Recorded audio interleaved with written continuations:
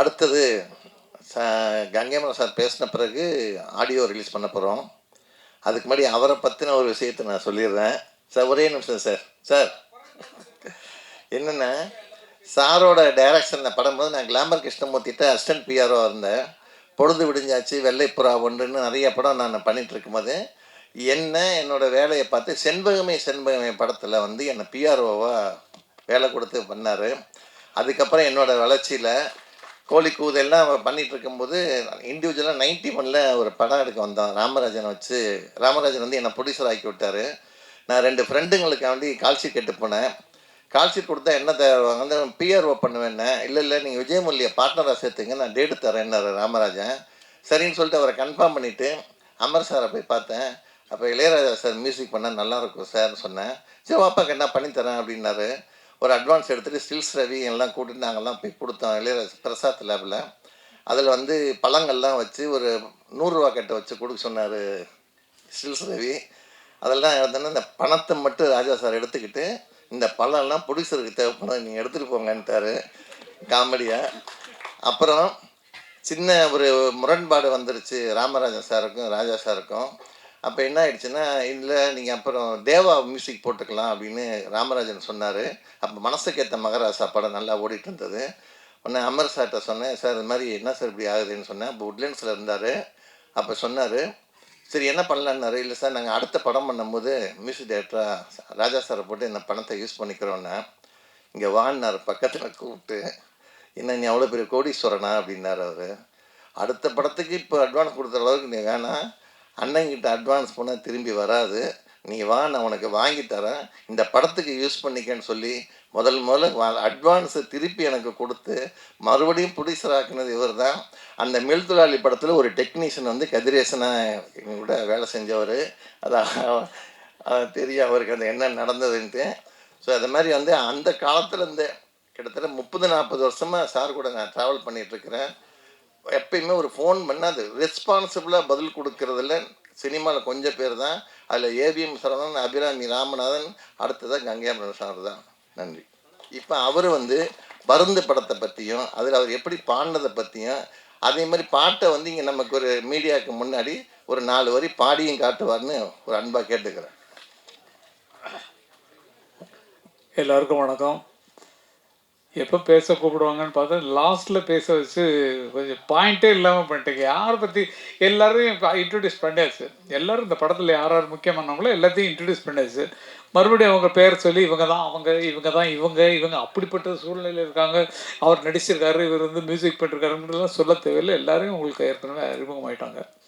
எனக்கு ரொம்ப பிடிச்ச விஷயம் என்னென்னா, இந்த சினிமாவுக்கே சம்பந்தமே இல்லாமல் தனியாக இருந்த கலை உலகத்தில் எந்த வித டச்சும் இல்லாமல் இருந்த ஒருவர் நான் எடுக்கணும் படம் எடுக்கணும்னு சொல்லிட்டு என்கிட்ட வந்து கதை சொல்கிறாரு. கதையை கேட்டால் எனக்கு வந்து நல்ல இயல்பாக ரொம்ப அருமையான ஸ்டோரியாக இருந்தது. ஒரு காதலர்களை ஓடிப்போன காதல்களை எப்படி வந்து அவங்க காப்பாற்றுறாங்க, என்ன ஆச்சு, அவர் கதையெல்லாம் சொல்லக்கூடாது. அது மாதிரி ஒரு கதையை வந்து சொல்கிறார் அருமைக்குரிய அழகுமலை அவர்கள். நாங்கள் அவங்க ஊர்லேயே ஷூட்டிங் எடுத்திருக்கேன். நான் வந்து யானமலை பக்கத்தில் இருக்கக்கூடிய புத்தக்கடை அந்த பக்கத்துலலாம் இருக்கக்கூடிய ஒரு புதுப்பட்டி என்ற கிராமத்தில் இருக்கிறது. பக்கத்தில் வந்து சக்கரத்தாழ்வார் கோயில் இருக்கும். அந்த கோயிலெல்லாம் நான் பாட்டுகள்லாம் எழுதியிருக்கேன். நிறைய பாட்டு வில்லு பாட்டுக்காரன் எல்லா படத்துலையுமே அந்த பக்கத்தில் நான் எடுக்கிற ஷூட்டிங்கை ஒவ்வொருத்தருக்குமே கதை வரும்போது அவங்க லொக்கேஷன் வாழ்ந்த லொக்கேஷனாக வந்துடும் அந்த படத்தில். இது இங்கே தானே வாழ்ந்தோம், இங்கே தானே இந்த சம்பவம் நடந்ததுன்ற மாதிரி அவரும் அதை தேடி வந்துடுறார். நிஜமாக எனக்கு கதை சொல்லும்போது தெரியாது இவர் தான் டைரக்ட் பண்ண போகிறாருன்னு. கதை சொல்ல நல்லா இருந்தது. அப்போ நீங்கள் ஒரு பாட்டு எழுதி கொடுக்கணுன்னாலும் அதனாலப்பா சொல்லி பாட்டு எழுதி கொடுத்தாச்சு. அந்த தெற்கு பக்க காற்று அப்படிங்கிற பாட்டு. அப்போ ஒன்றும் சேஞ்செல்லாம் ஒன்றும் சொல்ல. மியூசிக் ரைட்டர் அருமையாக பண்ணிருக்காரு. அந்த பாட்டை இப்போ ரெக்கார்ட் பண்ணும்போதே எனக்கு அனுப்புனாங்க. ரொம்ப அருமையான ஒரு மியூசிக் பண்ணுறாங்க ஜான்ஜி, எங்கள் இசையமைப்பாளர். அவருக்கு ரொம்ப ரொம்ப நீங்கள் தான் என்ன வம்பா இருக்கு பாருங்க. ரெக்கார்டிங்கில் பார்த்தது அதுக்கப்புறம் எங்கே இப்போ தான் பார்க்குறோம் நம்ம. அது அடிக்கடி தொடர்பு கொள்ளுறவங்க இருக்கட்டும். நீங்கள் எத்தனை படம் பண்ணாலும் அதில் கங்கைமரன் எழுதுனா நல்லா இருக்குன்னு சொல்லிட்டு மறுபடியும் கூப்பிடவே இல்லை நீங்கள். தெற்கு பக்க காத்துங்கிற பாட்டு ரொம்ப அருமையான பாட்டு. நல்லா எல்லாம் டோட்டலாக இன்றைக்கி பார்த்த சாங்ஸ் எல்லாமே ரொம்ப நல்லா இருந்தது, தெளிவாக இருந்தது. மியூசிக்கில் அப்பட்டமாக ரொம்ப அருமையாக உங்கள் மூளைகளை செலுத்தி என்ன வேணுமோ இந்த காலத்துக்கு அதை நீங்கள் பாட்டில் கொடுத்துருக்கீங்க, மியூசிக்கில் கொடுத்துருக்கீங்க. ரீகார்டிங் கொடுத்ததா சொல்கிறாங்க. சீக்கிரம் படத்தை பார்த்து அதுக்கு ஒரு ரிசல்ட் சொல்லுவேன். நீங்கள் உள்ள மாதிரி ஆட்கள்லாம் வரணும், புதியவர்கள் வரும்போது நீங்கள் உள்ள மாதிரி ஆட்கள்லாம் வரணுங்கிறது எனக்கு மனசில் ஆசை. அதை வந்து கோரியோகிராஃப் பண்ணுறதுக்கு உதவி செய்த நடன மேதையவர்களுக்கு நான் வந்து ரொம்ப ரொம்ப நன்றி சொல்லணும். எல்லா பாட்டுமே ரொம்ப கிளியராக பண்ணிருக்கிறீங்க. அது மிக சிறப்பாக எடுத்த ஒளிப்பதிவாளருக்கு நான் நன்றி சொல்லணும். ஏன்னா வந்து ஷார்ட்ஸ்லாம் அப்படி இருக்குது, நிறைய எடுத்திருப்பீங்க. அதை அழகாக எடிட் பண்ணி எடிட்டருக்கு பாராட்டுகள் சொல்லணும். நிஜமா ரொம்ப நல்லா இருக்குது. அவங்க ஒர்க்கை அவங்க நல்லா பண்ணிருக்கிறீங்க. ஒரு புதிய படத்திற்கு வரக்கூடிய ஒரு டைரக்டர், தயாரிப்பாளர், நடிகர், அவர் நடிப்பார்னு தெரியாது இருக்குது. அதுக்கப்புறம் தான் தெரிஞ்சது. கொண்டுன்னா ரிலீஸ் பண்ணுறாரு. அப்பா நான் அதுதான் பண்ணிருக்கேன்ப்பான்னாரு. பரவாயில்லப்பா அப்படின்னு பார்த்தா இன்றைக்கி பார்த்தா அவர் வந்து இந்த கிராமத்தில் அந்த பக்கத்தில் யாருமே இங்கே மற்றவங்க அரசியல் கட்சி சார்பாக தான் நின்று ஜெயிச்சிருக்காங்க. ஒரு கிராமத்தை இந்த இடத்த வந்து இவரை தவிர வேறு யாருமே இல்லை, இவரை மாதிரி உதவி பண்ணுறவங்களுக்கும் போராடுறதுக்கும் வேறு யாருமே இல்லைங்கிற அளவுக்கு ஊரில் துணிச்சலாக வாழ்ந்து கொண்டிருந்த ஒரு மனிதனை இன்னைக்கு வரைக்கும் வச்சுருக்காங்கன்னு சொன்னால் அது அவருடைய ஆற்றல் தான். நிஜமாக அந்த பக்கத்தையே கையில் வச்சுருக்காரு. அந்த மாதிரி கோவக்காரன்னு சொன்னாங்க. இன்னும் அவர் கோவத்தை நான் பார்க்கல. எத்தனை பேர் அடி வாங்கினீங்களும் தெரியல. சென்றாயன் அடி வாங்கி நல்லா இருக்கம்மா, நல்லா அடியா எப்படி நல்லா கொடுத்தாருமா, திருப்தியாக இருந்தது. ஓகே ஏங்க எப்படி அடிச்சிங்க கொஞ்சம் காட்டுக்கலாம் கொஞ்சம் ப்ளீஸ், அடிச்சு காட்டுங்க, நாங்கள் பார்க்கணும் இல்லை நீங்கள். இல்லை நிஜமா ஓகே கண்ணா, ரொம்ப நன்றிம்மா, ரொம்ப நன்றி. இந்த நிகழ்ச்சி இவங்க 2 பேர் இல்லைன்னா கொஞ்சம் உற்சாகமாக இருந்திருக்குமான்னு தெரியல நமக்கு. இவங்க ரெண்டு பேரும் அவங்க படத்தில் ஆக்ட் பண்ணிருக்காங்க. இல்லைன்னா நான் எம்டியாக இருந்திருப்போம், ஒரு என்டர்டெயின்மெண்ட் இல்லாமல் என்னது ஒரே ட்ரையாக இருக்கு அப்படிங்கிற மாதிரி நினச்சிருப்போம். அது வந்து அவங்க தலைவரி கோலமாக சாரி இந்த காலத்து ஸ்டைலில் வந்துடுறாங்க. அந்த காலத்தில் பெண்கள் நல்ல கூந்தலை முடித்து பூ வச்சு அப்படியே அழகாக வச்சு பெரிய பொட்டு வச்சுலாம் வந்த காலங்கள் அது உண்டு. இப்போ குங்குமம் எங்கேயுமே கிடைக்கிறது கிடையாது. இதுக்கு பூ வைக்கிறதுக்கு பூ கடையெல்லாம் ஆடி போய் கிடக்கு. பூவெல்லாம் யாருமே தலையில் பூ வச்சுக்காம தான் சுற்றித்துறோம் பெண்கள் எல்லாமே. காலில் கோலம் போட்ட காலமெல்லாம் போச்சு, எல்லாம் கல்ச்சரே மாறி போச்சு அப்படிங்கிறது உண்மையான ஒன்று. பேரரசுகிட்ட சொல்லணும்னா சமுதாய பிரச்சனைகளே அவங்கங்க வந்து சொல்லக்கூடியதில் மிக பிடித்தமானது நிறைய இருக்குது. பல விஷயங்கள் தயாரிப்பாளர்களுக்கு ஏற்படுகிற கஷ்டம், தேட்டர் கிடைக்காம அலையிறதுக்கான கஷ்டம் எல்லாமே தெரியும். தயாரிப்பாளர்கள் பேசுனது ரொம்ப அற்புதமாக இருந்தது. ஆனால் என்ன பண்ணுறது, தேட்டர் கிடைக்கிறது எங்கே போய் கேட்குறதுன்னு தெரியல, எப்படி தேட்டர் அப்ரோச் பண்ணுறதுன்னு தெரியல. புதியவர்கள் வந்தாங்கன்னா அவங்களுக்கு கைடன்ஸ் பண்ணுறதுக்கு நிஜமாக எனக்கு தோன்ற ஒரு ஐடியா என்னன்னு சொன்னால், டைரக்டர்ஸ் யூனியனில் இருக்கீங்க, புது டைரக்டராக வந்திருக்காரு, புது தயாரிப்பாளர் வந்திருக்காரு, தயாரிப்பாளர் சங்கமும் இருக்குது, அது நடிகர் சங்கத்துக்கு இப்போ டைரக்டர் யூனியனுக்கு இருக்க, இயக்குனர் சங்கத்துக்கு இருக்கிறவங்களும் இருக்கிறாங்க. ஒரு புதியவர் வந்து படம் எடுக்க வந்தாங்கன்னு சொன்னால் அவங்க படத்தை முதல்ல பார்க்க வேண்டியவர்கள் டைரக்டர்ஸ் யூனியன்லேயும் விநியோகஸ்தர்கள் யூனியன்லேயும் தயாரிப்பாளர்கள் யூனியன்களுக்கும் பார்க்கணும். பார்த்துட்டு இப்படி புதுசாக வந்துருங்க, பரவாயில்லையா, எவ்வளோ ஆச்சு, ஓகே இது இப்படி போகும்னு ஒரு கைடன்ஸு கொடுத்தீங்கன்னா புதியவர்கள் வருவதற்கு வாய்ப்பாக இருக்கும்னு நினைக்கிற தயாரிப்பாளர் சங்கம், நடிகர் நமது இயக்குநர்கள் சங்கம் அவங்க தான் ஃபஸ்ட்டு பார்க்கணும். ஃபஸ்ட்டு பார்க்க வேண்டியவங்களும் அவங்க தான். வாங்க வாங்க வாங்க வாங்க எதிர்பார்த்தேன். ஆக்சுவலி இது படம் எடுத்து முடிச்சுட்டு பார்க்குறது வேஸ்ட்டு. முன்னாடி படம் எடுக்க முன்னாடியே என்ன கதை பண்ண போகிறோம் அப்படி வந்தாங்கன்னா நாங்கள் கதை திரைக்கதை வச்சு ஒரு குரூப் இருக்குல்ல, டிஸ்கஷன் குரூப்புங்கிறது உங்கள் காலத்தோட போச்சு, எங்கள் காலத்தோட போச்சு. இப்போ டிஸ்கஷனுங்கிறது இல்லை, நினச்சது எடுக்கிறது அன்றைக்கி படமாக போச்சு. அவங்க நினச்சி எடுக்கிறனால தான் இன்றைக்கி படங்கள் தரம் இல்லாமல் வருது. அப்போ யார் வந்தாலும் சரி எங்கள் இயக்குனர் சங்கம் சார்பாக நாங்கள் ஒரு குரூப்பை கூட அனுப்புகிறோம், கதையை சொல்லுங்கள், அவங்க வழி நடத்துவாங்க. அப்போ ஃபஸ்ட்டு அடித்தளம் அஸ்திவாரங்கிறது கதை தான். நீங்கள் கதையை சரி பண்ணால் தான் அதுக்கடுத்து நம்ம கிளைமேக்ஸ் போகிறோம், ஃபஸ்ட்டு பிகினிங்க்கு வரணும். அதனால் எங்கள் இயக்குனர் சங்கம் யார் புதுமுக இயக்குனர் வந்தாலும் உங்களுக்கு கதையை சரிப்படுத்துவதற்கு வந்தாங்கன்னா நாங்கள் ரெடியாக இருக்கோம். ஓகே, இயக்குனர் தயாரிப்பு சங்கம் இன்றைக்கி வழிநடத்த ரெடியாக இருக்காங்க. ஆரோக்கியமாக சிமத்தி மலரும். அது கொஞ்சம் சிக்கல் கண்ணா. ஏன்னா வந்து உங்கள் டைரக்டர் சீனில் வந்து சொன்னோம்னா புதுசாக படம் எடுக்கிறவங்க அந்த சீனை தூக்கி வச்சுட்டாங்கன்னா நாங்களாம் ஒன்றும் பண்ண முடியாது. ஐயோ அந்த சீன் நல்லா இருக்கையா, அடுத்து நமக்கு வருது, அந்த கேரக்டர் அப்படியே இங்கே வச்சுக்கலாமே அப்படின்னு சொன்னால் பண்ண மாட்டாங்க. சும்மா நான் வேடிக்கைக்காக சொல்கிறேன். எல்லோரும் சுய சிந்தனையில் உள்ளவங்க. ஆமாம்மா நான் தான் சாட்சி. ஏன்னா நல்லா இருந்துச்சுன்னா அந்த படம் லேட்டாக எடுப்பாங்க ஒரு காலில், அந்த சீன் நல்லா இருந்ததில்ல அதை தூக்கி அந்த இதை நம்ம மாற்றி பண்ணிவிடுவோம். அவங்க கிராமத்தில் எடுத்தாங்களோ 2 பேர் ஓடினாங்கன்னு நம்ம டவுனில் வச்சுக்கோம் அப்படிங்கிற மாதிரி மாறிடலாம். அதனால் அது சரியாக இருக்குமான்னு கொஞ்சம் யோசிங்க. வேற ஒன்றும் சொல்கிறதுக்கு இல்லை சார். அவ்வளோதான், நிஜமாக சொல்கிறேன். இந்த படத்தை ஃபஸ்ட்டு வந்து அழகுமலை அருமைக்குரிய மூத்த பிள்ளை அவங்க வந்து எடுத்துருக்க இந்த புதிய படத்தை நல்லா எடுத்துருக்கு. டேக்கிங் சைடெலாம் ரொம்ப நல்லா இருக்குது. ஏன்னா எத்தனை பேர் உதவி செஞ்சதில் அது ரொம்ப குளுமையாக அழகாக வந்திருக்குது. புதுமுகங்கள் நடித்திருக்கிறார்கள்ங்கிறத மட்டும்தான் வச்சுருக்காங்களே தவிர மற்றபடி நம்ம எதிர்பார்ப்பு எல்லாமே அந்த படத்தில் இருக்கும். ஏன்னா கதையை கேட்டுக்க கதை நல்லா இருக்குது. ஆகவே இந்த மாதிரி வரக்கூடிய புதிய தயாரிப்பாளர்களுக்கு உதவியாக தயாரிப்பாளர் சங்கம் மூலமாகவே இதை விலைக்கு வாங்கக்கூடிய அளவுக்கு ஆட்கள்லாம் இருக்கிறீங்க. நிஜமா நீங்களாம் சேர்ந்தீங்கன்னா இந்த மாதிரி படங்களை குறைஞ்ச விலை தான், சிக்கனமாக தான் எடுத்துருக்காங்க. இதை எடுத்து வியாபாரம் பண்ணி அதில் வர்ற லாபத்தை நம்ம தயாரிப்பாளர் சங்கத்துக்கு போட்டு புதிய இயக்குநர்கள் உருவாக்கலாம். அது அவங்களும் சரி இவங்களும் சரி எல்லாம் சேர்ந்து.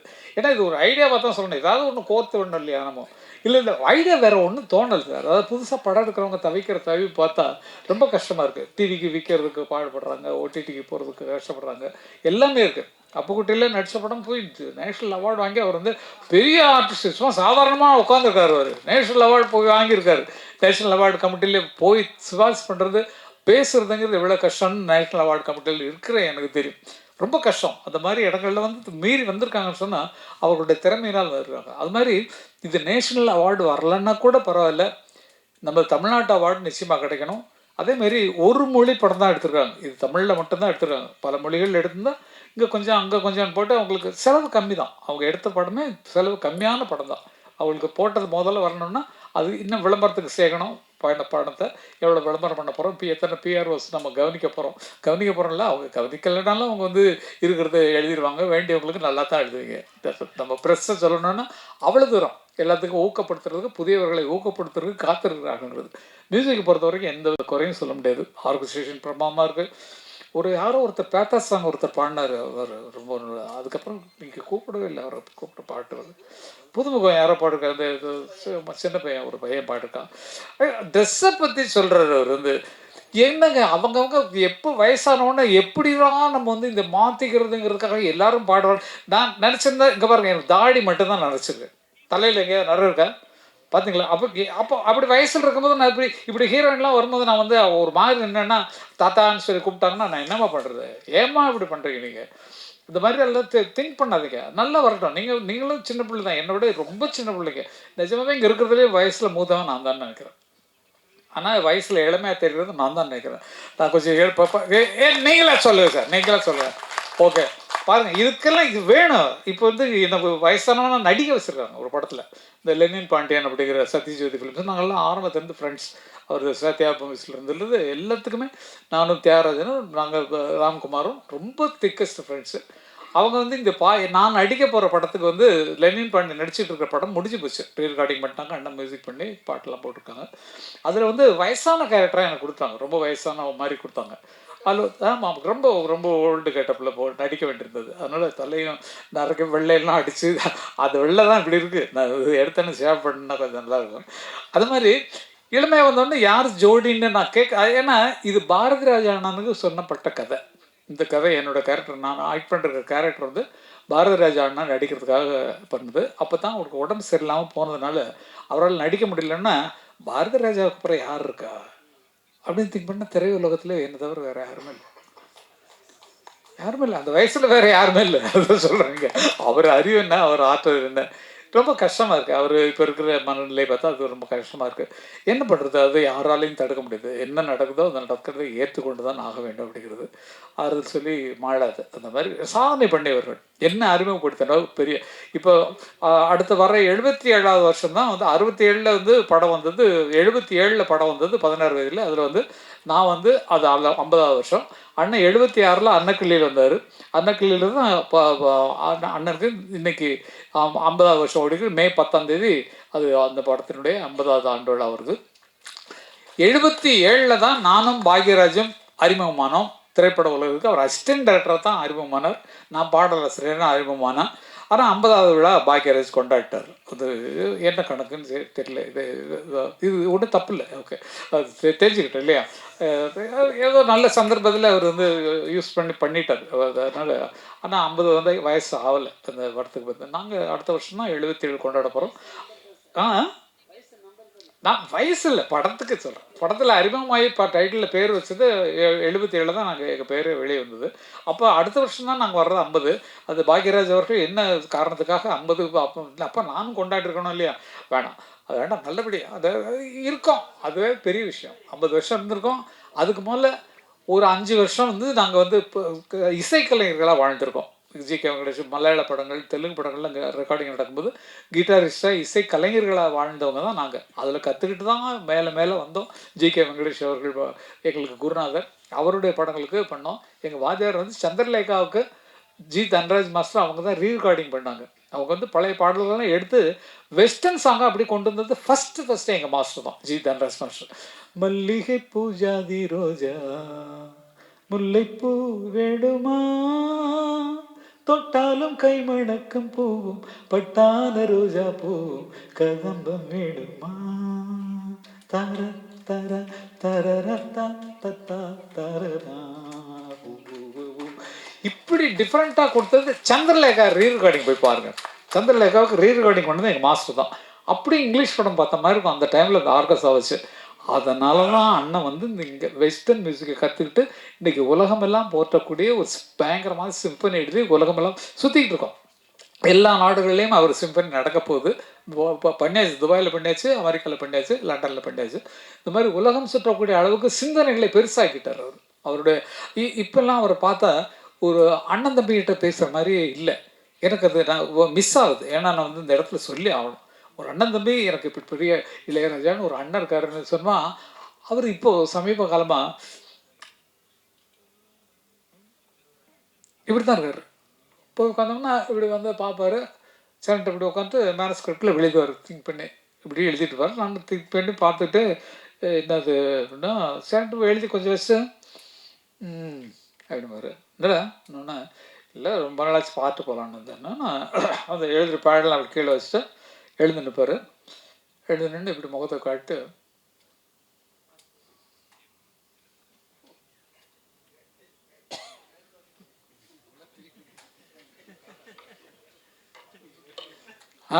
அப்படின்பாரு. அப்போ பார்த்துட்டு இல்லை போடான்னு சொல்கிறியா நீ அப்படின்னு பார்க்க வந்தேன்னு சொன்னால் சுற்றி காட்டு பார்த்துட்டு இல்லை அப்படிங்கிற மாதிரி. இது வந்து சந்தோஷமாக இருந்தது. அண்ணன் வந்து நமக்குள்ள ரெஸ்பாண்ட் பண்ணுறாரு அப்படிங்கிறது. சில நேரங்களில் அவர் பேசலைன்னா ரொம்ப மனசு கஷ்டமாக இருக்கும். அவர் அந்த மாதிரி மாறிட்டார். சதா சர்வகாலம் நாங்கள்லாம் ஆரம்பத்தில் 120 படம் வரைக்கும் அண்ணனோட அசிஸ்டன்ட் உட்காந்து ஒரு பாடல்கள் நானும் ஞாபகப்படுத்தி 2 பேரும் தான் பாடிட்டு இருக்கோம். நான் தான் கிட்டாரிஸ்ட்டு, அவர் வந்து பியானோவில் வாசிப்பார். வீட்டில் உட்காந்து சாங் கம்போஸ் பண்ணுறது நாங்கள் 2 பேர் தான் உட்காந்து பண்ணுவோம். ஏன்னா இப்படி வச்சுக்கலாம் வேணாம் அப்படி தரத்தாரே தரத்தீரதானா அது பாட்டாக வந்துடும் உங்களுக்கு. அது மாதிரி 2 பேரும் உழைச்சி எங்கள் அண்ணன் இந்த பாவல பிரதர்ஸுங்கிற பேரில் வந்து நாங்கள் கஷ்டப்பட்டு வரணும்னு சொல்லி தான் மனசில் வந்தோம். அதே மாதிரி வளர்ந்தோம். ஆனால் அவர் வந்து எதுலேயுமே மியூசிக்கை தவிர வேறு எதுலேயுமே பற்றல. சாப்பாடு சரியாக சாப்பிட மாட்டார். காலையில் டிஃபன் அவர் கூட சாப்பிட்டார் 2 இட்லி, அவ்வளோதான். மத்தியானம் அவர் கூட வீட்டுக்கு சாப்பிட போனால் சப்புன்ருக்கும். என்னடா இது உரப்பும் இல்லை உப்பும் இல்லை, என்னென்ன எப்படி என்னென்ன இப்படி என்ன என்ன என்ன பாரு இல்லை இவ்வளோ கம்மியாக உப்பு சாப்பிட்ற ஒன்றும் இது டேஸ்ட் இல்லை. என்ன வேணுமோ போடு, இந்த பெப்பர் சால்ட் போடுக்கோ, அந்த உப்பு எடுத்து கொட்டிக்கோ, அவ்வளோதான். எது பிடிச்சி அதே சாதம் தான் கிடையாது அப்படிம்பாரு. அவர் தனிமையை யோசித்து நம்ம கேட்டோம்னா அதை கூட அவர் சாதாரணமாக எடுத்துக்கிறார். அளவுக்கு வளர்ந்துருக்காருன்னா அது சதா சர்வகாலமும் இசையை தவிர வேறு ஒன்றுமே. என் நினைவும் கனவும் இசையே, இசை இருந்தால் மரணமேது அவர் எழுதின பாட்டு தான். அந்த பாட்டு மேலேயே வாழ்ந்துட்டு இருக்காரு நினைக்கும் போது எவ்வளவு பெருமைக்குரிய பிறவி எங்களுக்கு கிடைச்சிருக்கு. எனக்கு கிடைச்சிருக்கு, எனக்கு தான். ஏன்னா எனக்கு அண்ணன் இல்லைன்னா அந்த அறிவு அவருக்கு வந்திருக்குமா? அப்படியா? ஆமாம் சார், யாரும் கூப்பிடல சார். படம் இட்டு அப்போ ப்ரொடியூசர்கிட்ட சொல்லுங்க சார், கங்கைபுரம் போடுங்க. எதுக்கு அவர் வந்து இவரை போட்டார்? நான் அவ்வளோ பக்கத்தில் அவங்க அப்பா மாதிரி பக்கத்தில் இருக்க என்னை வந்து மியூசிக் போடல, இவரே போடல. இல்லை இல்லைப்பா, அதுக்கு இல்லை. நிஜமாவே யாராக இருக்குன்னு ஒரு குறிப்பிட்ட காலம் இருக்குது. இப்போ அண்ணன் பண்ணுற படமெல்லாம் ரஜினி படம் பண்ணுறாரா, இப்போது கமல் படம் பண்ணுறாரா, என்ன படம் பண்ணுறாரு? இல்லை, அவருக்கு கிடைச்சது யார் அவருக்கு விரும்பி போகிறாங்களோ அதை பண்ணுவார். அது ஆர்டிஸ்ட் கேட்குறதில்ல, கதை சொல்லுவாங்க. ஐயா நீங்கள் பண்ணி கொடுத்தா நல்லாயிருக்கும், இப்படி தானே பேசுகிறாங்க. போய் அவர்கிட்ட வேலை கேட்குறதே பயம். கேட்டோன்னா சரி கதை சொல்லுங்க, நான் சரி வா பண்ணிக்கலாம் அப்படின்னு சொல்லிட்டு பாட்டு போட்டாருன்னா பாட்டு ஃபிக்ஸ்டு. வழி நெடுக காட்டு மல்லி வாசம் இப்போ மாறலியே தாரா திரரர தாரரர தரரா திரரர. எவ்வளோ மயக்கிட்டு வருது. அது மாதிரி இப்போவும் மயக்கக்கூடிய இசை அவர் கைவசம் இருக்கு. ஆனால் அவரை போய் அப்ரோச் பண்ணுறதுக்கு தள்ளி நிற்கிறார், வேற ஒன்றும் கிடையாது. எல்லாருக்கும் ஆசை இருக்குது, அவரோட படம் பண்ணணும்னு ஆசை இருக்குது, போனால் என்ன ஆகுமோ அப்படிங்கிற பயம் இருக்குது. ஆனால் அந்த ஞானம்ங்கிறது இன்னைக்கு வரைக்கும் ஒரு டிராப் கூட குறையில, மேலே ஏறிக்கிட்டு தான் போகுது. இப்போ 2வது சிம்பனி எழுதிட்டு இருக்காரு, அது கூடிய சீக்கிரம் ரெக்கார்டிங்க நான் சொல்லியிருக்கேன். நான் இந்த தரம் நான் சிம்பனி அங்கே வாசிக்கும் போது நான் வருவேன் அப்படின்ற மாதிரி சொல்லி இப்போவே அட்வான்ஸ் புக்கிங் பண்ணிட்டேன். அது மாதிரி அதற்கு பார்க்குறதுலாம் பெரிய கொடுப்பனை. என்ன மாதிரி கொடுத்து வச்ச ஆட்கள் யாருமே கிடையாது. பாரதி ராஜான்னு ஒருத்தர், அவருக்கு நாடகத்துக்கு நான் பாட்டு ஊரில் எழுதுன காரணத்தினால அவர் திரைப்படத்துக்கு வரும்போது அந்த அண்ணன் டியூன் பண்ணுவாங்க.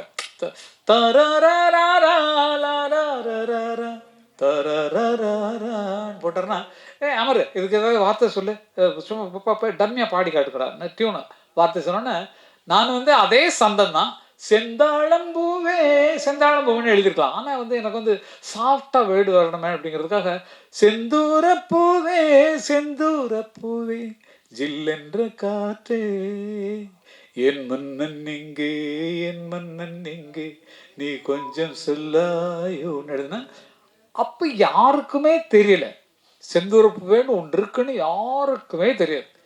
ஜேசுதாஸ் தான் எடா அது எதடா செந்தூரப்பூ எடா உண்டு இவன் அறியல அப்படின்னாரு. இல்லைங்க, எனக்கு வந்த வார்த்தை தரிசனம், அந்த ஸ்டூடை கேட்டோன்னே எனக்கு வந்த வார்த்தை, அந்த வார்த்தைன்னா செந்தூரப்பூ அகராதிலே இல்லாத ஒரு பூ. அதை இல்லவே இல்லை, செந்தூரப்பூன்னு ஒரு பூவே கிடையாது. அப்புறம் நான் சொன்னதுக்கப்புறம் தான் அந்த பூ இல்லைன்னு தெரியும். சிவகுமார் என்ன சொல்லுவாங்க, பூவோட பேர் எல்லாம் சொல்லிட்டு வருவாங்க, அதில் செந்தூர் பூ இருக்காது, செந்தூர் பொண்ணு ஒரு பூவே இல்லை. அப்படி நான் இல்லாத பூவை எழுதி அதே ஒரு டைட்டிலாக வச்சு படம் கூட எடுத்தாங்க, சித்தருப்புன்னு சொல்லிட்டு. எவ்வளோ பெரிய ஞானி பாருங்க, வருங்காலத்தை உணர்ந்து சொல்லக்கூடிய ஒரு ஆளாக பிறந்திருக்காங்க பாருங்க. பாருங்க செந்துருக்கம், அது செந்துருக்கம். நான் நினச்சி எழுதுனது அதுதான் கரெக்டாக சொன்னார் ஜி. என்னென்னா செந்துருக்கம்னு வைப்பாங்க. செந்துருக்கம்ன்றது குங்குமத்துக்கு பதிலாக கிராமத்தில் வச்சுக்கிற ஒரு அவங்களே மேக் பண்ண ஒரு செந்தூரை போட்டு செந்தூரை புட்டு வச்சுக்கிட்டாங்க, செந்தூரை புட்டு வச்சுருக்கேன்னு சொல்லுவாங்கள்ல அது. அப்போ செந்துருக்க பூன்னா ஒருவேளை குங்கும பூவாக இருக்குமோன்னு எனக்கு ஒரு ஐடியா. செந்துருக்கம் அது குங்குமம் இருக்கிற இடத்துல இருக்குது.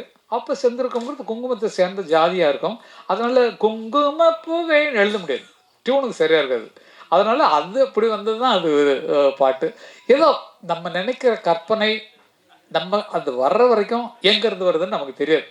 திங்க் பண்ணி உட்காடுறோம், பேப்பர் எடுக்கிறோம், அவர் மியூசிக் போடுறாரு, சுதி போடுறாரு, ஏதோ டெம்போ ஒன்று அப்படி தடக்கு தடக்கு தடக்கு தக்கு தக்கு தட்டா போடுறாரு, போட்டு ஒரு டியூன் ஆகிடுது. அதுக்கு வார்த்தையில் எழுதுனா உயிர் வந்துடுது, பாடின ஒன்று இன்னும் தூக்குது, ஆர்கெஸ்ட்ரா போடுறோன்னு இன்னும் பலமாகுது. அப்படி ஒன்றுன்னா அவங்க திங்கிங்கில் வர்றதே தவிர. ஆனால் ஆக்டிங்கிறது ஃபிக்ஸு. டைரக்டர் வந்து இப்படி தான் வேணும், ஏய் எங்கடா போடுறேன் அப்படிதான் பார்த்து சொல்லணும், ஏய் எங்கடா போடுறேன்னு சொல்லக்கூடாது, ஏய் எங்கடா போடுறேன் அப்படின்னு அதுக்கு தான் சொல்கிறேன் அப்படின்னு பேசுகிறாங்களே மேடையிலலாம். அது அந்த டைமில் வால்யூம் கொடுத்து எந்த இடத்துல குறைக்கணுங்கிறத வச்சு தான் அரசியலே ஓடிட்டுருக்கு. அரசியலே பார்த்தீங்கன்னா எல்லோரும் பேசுகிறது அந்த மாதிரி தான் இருக்குது. அப்படிப்பட்ட சொன்னால் அதுக்காகத்தான் சொல்கிறேன் நினச்சி பாருன்னு சொல்லி பேசுகிறதுலாம் இந்த மாடுலேஷன்லாம் சினிமா இருந்து கிடச்சது தான் அரசியல்வாதிகளுக்கு. அரசியல்வாதிகளுக்கு இல்லைன்னா பாவம் வராது. பல பேர் நீங்களே யாரை பற்றி சொல்கிறேன்னு சொல்ல வேண்டாம். ஏன்னா எல்லாரும் அப்படி தான் இருக்கணும். நாங்கள் என்ன செய்யலை நாட்டுக்கு எங்களை மாதிரி அப்படிங்கிற மாதிரிலாம் வரதான் செய்யும். அப்போ சினிமா கலைஞனின் நடிப்புங்கிறது எல்லா இடத்துலையும் பரவிடுச்சு. அரசியல்லையும் சரி, எல்லா வீட்லேயும் சரி, எல்லா இடங்கள்லையும் இந்த சினிமா பாணியில் வரக்கூடிய டைலாக்ஸு, பாவங்கள் எல்லாமே பழகி போச்சு. அதை சரியாக எடுத்துக்கொண்டது கொடுத்தது தம்பி அழகுமலை அவர் பிள்ளைக்கு தான் சொல்லணும். ஏன்னா கிராமத்தில் இருக்க அந்த கதையை கொண்டு வந்தார். கதை கேட்கும்போது நல்லா இருந்தது. அவர் இன்னும் பார்த்தா நடிச்சிருக்கிறாரு, அதையும் பார்த்தேன். ஆனால் கொஞ்சம் மேக்கப் குறைச்சிருக்கலாம், நீங்கள் கொஞ்சம் மேக்கப் குறைச்சிருக்கலாம். ஏன்னா இயல்பாக இப்போ நான் நடித்த படத்தில் வந்து எனக்கு சுத்தமாக மேக்கப் இல்லை. நான் பிளாக்காக இருக்கிறதுக்கு அந்த வெயிலில் அலைஞ்சு ஃபேஸ் இன்னும் கருப்பாக போச்சு. நான் வந்து இந்த ரோஜாட சொன்னேன், ஏமா கொஞ்சம் மேக்கப் எனக்கு மேட்ச் ஆகாமா, ஏன் நீங்கள் வந்து அழகாக இருக்கிற பொண்ணு தானே, உங்கள் கதைப்படியே வந்து அழகாக இருக்கிற பொண்ணை பார்த்து தானே சந்தையில் இருக்கிற பொண்ணு நீங்கள் வந்து கல்யாணம் பண்ணுறீங்க, நான் கொஞ்சம் அப்படி இப்படி இருந்தாலும் உனக்கு தப்பு கிடையாது, சும்மா இருக்கேன் அப்படின்னு. சும்மா இருக்கிற நேரத்தில் ரோஜாவோட அரட்டை அடிக்கிறதுக்கு சூப்பராக இருக்கும்.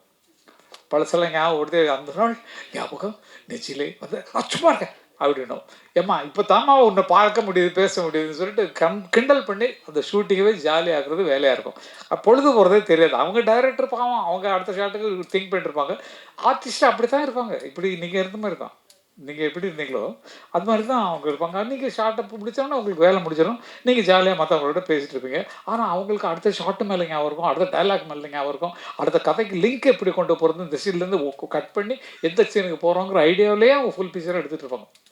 ஆக தொழில்முறையாக எடுத்துக்கொண்டு டைரக்டராக புதிதாக மலர்ந்திருக்கக்கூடிய அழகுமலை அவர்களுக்கு அந்த பக்கத்தில் நாங்கள் எடுக்காத இடமே இல்லை. அழகர் மலை, இது அழகுமலை, அது அழகர் மலை.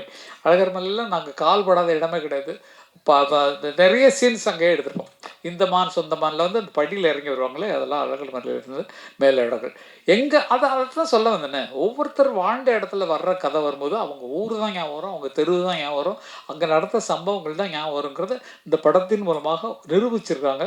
என்னுடைய வேண்டுகோள் என்னென்னா, இந்த மாதிரி புதிய கலைஞர்கள், புதிய தயாரிப்பாளர்கள், புதிய இயக்குநர்கள் ஒன்றாக வரும்போது அவர்களுக்கு ஆதரவு கொடுப்பதற்காக நமது சங்கங்கள் நிச்சயமாக முன்வர வேண்டும். முதல் ஒரு விண்ணப்பமாக இந்த படத்தை தயாரிப்பாளர்கள் சங்கம் பார்க்கணும். பார்த்துட்டு அவங்களுக்கு தியேட்டர் வாங்கி கொடுங்க. எங்கே வாங்கணுங்கிறது உங்களுக்கு தெரியும்.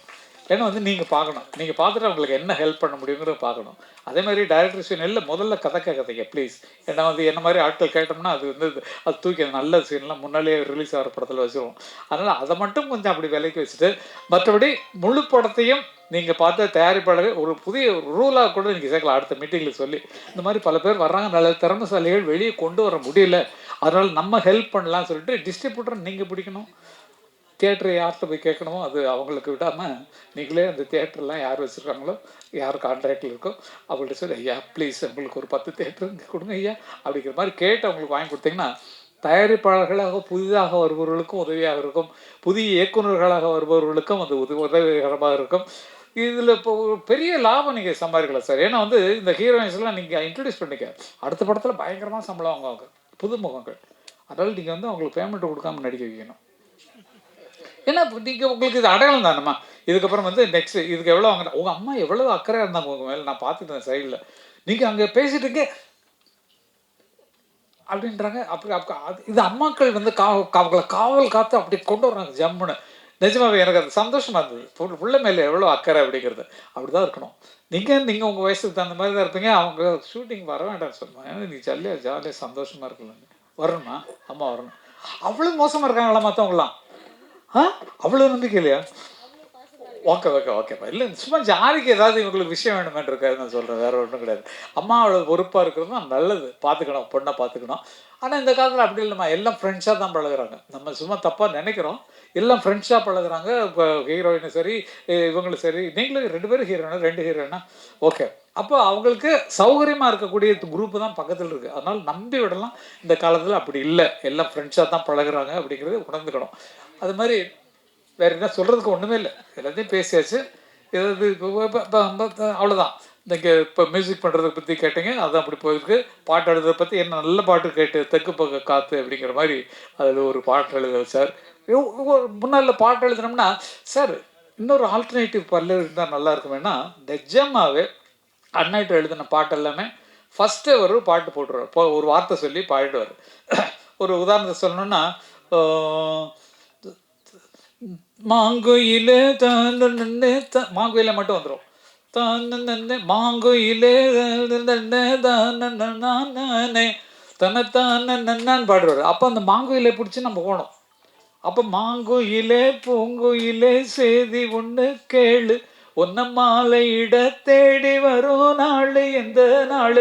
அப்போ நம்ம இஷ்டம்தான். கால தழுவி நிற்கும் கனகமணி கொலுசு எம்மா நானாக மாற இப்போ நினைக்குதம்மா மனசு, உள்ள இருக்குதுக வெளியே என்ன பேச்சு. புரிஞ்சதா? கால தழுவி நிற்கும் கொலுசு நானாக மாற இப்போ நினைக்குதம்மா மனசு. அட நீங்கள் உள்ளே இருக்கிறீங்க, வெளியே என்ன பேசு, மனசுக்குள்ளே இருக்கிறீங்க, எனக்கு கொலுசை பற்றி சொல்லிடுங்க, கால் கொலுசு மாதிரின்னு அப்படிங்கிற மாதிரிலாம் எழுதிருக்கேன். யாருமே இதற்கு சொல்லவே இல்லை. இத்தனை பேர் தந்திரம் கேட்டிருக்கீங்க. இந்த மனசு நஞ்சனரம் தான் வந்து விழுந்த நல்ல விதை தான், சந்திரனைத்தான் சாட்சியம் வச்சு சொன்ன கதை தான், சொந்த கதை தான்.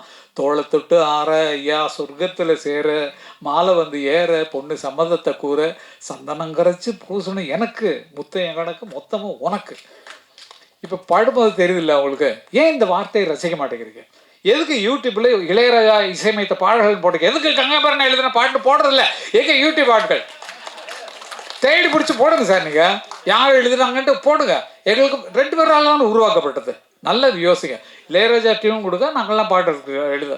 சிந்திய வெண்மணி சிப்பியில் முத்தாச்சு என் கண்ணம்மா, செந்நிற மேனியில் என் மனம் பித்தாச்சு, சேலாடும் கண்ணில் பாலூரும் நேரம், செவ்வானம் எங்கும் பொன் தூவும் கோலம், சிந்திய வெண்மணி சிப்பியில் முத்தாச்சு எழுதுறோம். அப்போ இவ்வளவு ஆழமான பாட்டை கவனிக்கிறதில்ல. நீங்கள் வெறும் டியூனை கட்டு விட்டுருங்க. உள்ள பாருங்க என்ன கஷ்டப்பட்டு எழுதியிருப்போங்கிறது. எந்த பாட்டுமே பார்க்கும்போது தான், கேட்கும்போது தான் தெரியுது. இப்போ தான் கேட்குறேன் அதிகமான பாட்டு, என்னோட பாட்டு கேட்கும்போது தான் பரவாயில்லையே, நம்ம நல்லா நான் இலக்கணம் இலக்கியம் படிக்காதவன். இலக்கணம் ஒரு 8வது வயசு 8வது வகுப்பு தாண்டலை. இளையராஜாவும் 8th ஸ்டாண்டர்டு, பாரதிராஜாவும் 8th ஸ்டாண்டர்டு, நானே 8th ஸ்டாண்டர்டு. அதுக்கு மேலே படிப்பு ஏறல, படிப்பு பிடிக்கல. எங்கள் அண்ணெல்லாம் எங்கள் அண்ணன் பாவல வரதராஜன், பாஸ்கரனா, ராஜா அண்ணா 3 பேரும் சேர்ந்து, ஏய் நம்ம வீட்டில் ஒரு ஆள் படித்தவங்களா இருக்கணும்ப்பா, நீ வந்து தயவுசெய்து நீ படிப்பை கண்டினியூ பண்ணனா, நான் வந்து இல்லை எனக்கு பாட்டு தான் வேணும், எனக்கு படிப்பு வேணான்னு சொல்லிட்டு அண்ணன் கச்சேரியில் போய் பாண்டவர். எங்கள் அண்ணன் வந்து கிரியேட் பண்ணவர். எங்கள் அண்ணன் பாவல வரதராஜன் இல்லைன்னா நாங்கள்லாம் ஒன்று சத்தியமாக வந்திருக்க முடியாது. ஏன்னா அவர் தான் எங்களுக்கு பாட்டு எழுத சொல்லி கொடுத்தார், பாட்டு பாட சொல்லி கொடுத்தார், கதை எழுத சொல்லி கொடுத்தார். அது இல்லைன்னா எங்களுக்கு நாங்கள் இவ்வளவு பெருசாக வந்திருக்க முடியாது. எங்கள் அண்ணன் ஃபாலோ பண்ணி தான் நாங்கள்லாம் வந்தோம். எங்கள் அண்ணன் போட்டெல்லாம் அருமையான பாட்டுகள். அப்போ வந்து பால் இருக்கும் பழம் இருக்கும் பசி, பால் இருக்கும் பழம் இருக்கும் பசி இருக்காது, பஞ்சனையில் காற்று வரும் தூக்கம் வராது அப்படின்னு இருக்கோம். எங்கள் அண்ணன் என்ன பண்ணுவாங்க, 7 ஜனங்கள் உட்காந்து கேட்டிருப்பாங்க கம்யூனிஸ்ட் கட்சி கச்சேரியில். அதில் அந்த டியூனில் எழுதுவாங்க, நான் அதை பாடுவேன். அப்போ வாய்ஸ் சின்ன குழந்தையா இருக்கனால ஒரு பெண் குரல் மாதிரி இருக்கும். ஏர் பிடிக்கும் உழவனுக்கு நிலம் இருக்காது, எந்திரமாய் உழைத்திடுவான் பலன் இருக்காது, கட்டிடங்கள் உயர்த்திடுவான் கலையழகோடு, ராவில் கண்ணுறங்க தனது சொந்த வீடு இருக்காது. ஒரு பாடுதான். சிக்கிக்கிட்டு முழிக்குதம்மா வெக்கங்கட்ட காளை 2, முட்டி உடஞ்ச காளையன் கண்ணம்மா, இது மூக்கு கயிறு அந்த காளையன் பொன்னம்மா, 10 ஆண்டு காலமாக அத்துக்கிட்டு மேஞ்ச காளை, வித்தாரம் பேசிக்கிட்டு என் கண்ணம்மா, இப்ப வீடு வீடா சுத்தி வருகுது பொன்னம்மா. காங்கிரஸ் கட்சிக்கு மாடுதான், காளை மாடு தான் வந்து அடையாள இது தேர்தல் சின்னம். அதனால சிக்கிக்கிட்ட முடிக்குதுமா வெக்கங்கட்ட காளை 2ன்னு எழுதி புரட்சியை ஏற்படுத்தினவர். அழற பாட்டு போட்டாங்கன்னா ஐயோ, அந்த மாதிரி அழுது ஜனங்கள் அழுது நாங்கள் பார்த்துருக்கோம். அது மாதிரி எல்லா உணர்வுகளையும் கொண்டு வரக்கூடிய எங்கள் இசை தகப்பன் எங்கள் அண்ணன் மட்டும் பாவலர் இல்லைன்னா எங்களுக்கு இந்த வாழ்க்கை இல்லை. நோ இசை உலகம், நோ பாட்டுறது, நோ பாடுறது. அப்போ எங்களுக்கு குருவா ஒவ்வொருத்தருமே அப்படி தான். உங்கள் பிள்ளைகள்லாம் அப்படி தான் வரப்போகிறாங்கன்னு நினைக்கிறேன். எல்லாருடைய பிள்ளைகளும் நான் அப்பா மாதிரி வரணும் அப்படிங்கிற எண்ணம் அவங்களுக்கு வருது. உங்கள் பிள்ளை சரி, உங்கள் பிள்ளை சரி, எல்லாருமே அப்படி வருவாங்க. உங்களுக்கு குழந்தை வரும்போது அவங்க நடிக்கிறனால நடிக்கிறதெல்லாம் கூடாதுன்னு சொல்லக்கூடாது. நீங்கள் நடிகையாக வந்துட்டீங்க, அதனால உங்கள் குழந்தைகளே கலையில் வளங்க. நிஜமாகவே ரொம்ப சந்தோஷமான ஒரு வாழ்த்துக்காக வந்திருப்பது எனக்கு ரொம்ப மிக்க மகிழ்ச்சி. எனது மூத்த பிள்ளையான அருமைக்குரிய அழகுமணி அவர்கள் மிக சிறப்பாக அவர் என்ன நம்பி கதை சொன்னார், என்னை நம்பி இதில் எழுதினார். ஆனால் எனக்கு தெரியாத பல சர்ப்ரைஸை கொடுத்துருக்காரு. நடிச்சிருக்காரு, கதை எழுதியிருக்காரு, பாட்டு எழுதியிருக்காரு, நடிச்சிருக்காரு, எத்தனையும் பண்ணிருக்காரு, டைரக்டும் பண்ணிருக்காரு. அதனால் அந்த அசோசியேட் டைரக்டருக்கும் என்னுடைய பாராட்டுகள். மிக்க துணையாக இருந்து அவங்க வந்து அந்த படத்துக்கு மிக்க உதவியாக இருந்திருக்கிறார்கள். ஆகவே அவர்களுக்கும் கொஞ்சம் காட்டுங்களேன் உங்கள் முகத்தை எங்கே இருக்கீங்க, எதுக்கு மேடையில் இருக்க வேண்டியவர், எதுக்கு நீங்கள் கீழே இறங்குறீங்க? ஓகே. அதனால் அத்தனை பேருக்கும் அவருக்கு உதவியாக எனக்குன்னா ஆகினால் உங்களுக்கெல்லாம் பாராட்டு. ஏன்னா வந்து இத்தனை பேர் ஒரு கட்டடம் கட்டுறதுக்கு முதலாளியாக இருந்தால் போகிறோம், மற்ற கவர்லாம் கூலி ஆட்கள் வச்சு பண்ணிடுவாங்க. ஆனால் அத்தனையிலையும் இருந்து அழகுமலை அவர்கள் சாதித்திருக்கிறான்னு சொல்லும்போது இன்னும் அருமையான படங்களை எடுக்க வேண்டும். உங்களுக்கு மனசில் எந்த ஆர்டிஸ்ட் இருக்கோ அவையெல்லாம் போட்டு வியாபாரத்துக்காக கொஞ்சம் அப்படியும் கொஞ்சம் நீங்கள் மாறணும்னு சொல்லி, ஏன்னா புதுமுகங்களுக்கு அதிகமான விலை வர்றது கொஞ்சம் இந்த காலத்தில் கொஞ்சம் கஷ்டமாக இருக்குது. அவங்க என்ன விலைக்கு கேட்டாலும் கொடுத்துருவாங்கப்பா அப்படிங்கிற மாதிரி வந்துடும். ஆகவே அதெல்லாம் சொல்லி இவங்க பாப்புலர் ஹீரோயின் ஆகிட்டாங்க, இவங்கெல்லாம் சேர்த்துங்க பாவம், நான் சிபாரிசு பண்ணுறேன். ஓகே, அது மாதிரி புதியவர்கள் வருவதை வரவேற்று வரவேற்று வாங்க வாங்க வாங்க, நிறைய பேருக்கு வேலை கொடுங்க அப்படின்னு சொல்லி கேட்டுட்டு இந்த நிகழ்ச்சியில் பங்கு பெற்றது எனக்கு மிக மிக மகிழ்ச்சி. ஏன்னா இந்த மூத்த பிள்ளையான அழகுமலை அவர்கள் நடத்திய எல்லா விஷயங்களுக்கும் என் மனமார்ந்த பாராட்டுகளை தெரிவிக்கிறேன். வெற்றி விழாவில் உங்களை வந்து மதுரையில் சந்தித்து இன்னும் பாராட்டணும்னு எனக்கு ஆசை.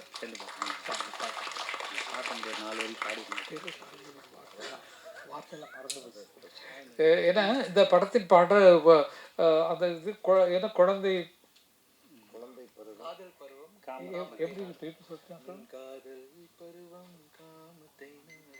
எனக்கு ரொம்ப பேச கொடுத்தாரு. இந்த காதல் பருவம் காமத்தை நாடும், காம பருவம் குழந்தை நாடும், குழந்தை பருவம் வாலிபத்தை நாடும், குழந்தை பருவம் வாலிபத்தை நாடும், வாலிப பருவம் இல்ல எனக்கு முன்னால கீ எடுத்து கொடுக்கணும், டயலாக் கொடுக்கணும். வாலிப பருவம் வாலிப பருவம் இல்ல, அதை பாடக்கூடாது. எப்படி கீ எடுக்கும் தெரியுங்களா? நான் குழந்தை வாலிப பருவம்ன்ற போது அடுத்த வாரம் நீங்க சொல்றேன். வாலிப பருவம் முதுமையை நாடும், இப்படிதான் அந்த டயலாக் எடுத்து கொடுக்கறது நீங்க பார்த்துருப்பீங்க. அது மாதிரி மிகச்சிறப்பாக இசையமைத்ததற்கும் மிகச்சிறப்பாக பாடல் எழுதி படத்தை இயக்கியதற்கும் எனக்கும் ஒரு சான்ஸ் கொடுத்து பாட்டு எழுதி கொடுக்க தெற்கு பக்கு காத்து இன்னொரு பாட்டு கொடுத்ததற்கும் நான் நன்றியை தெரிவித்துக் கொள்கிறேன்.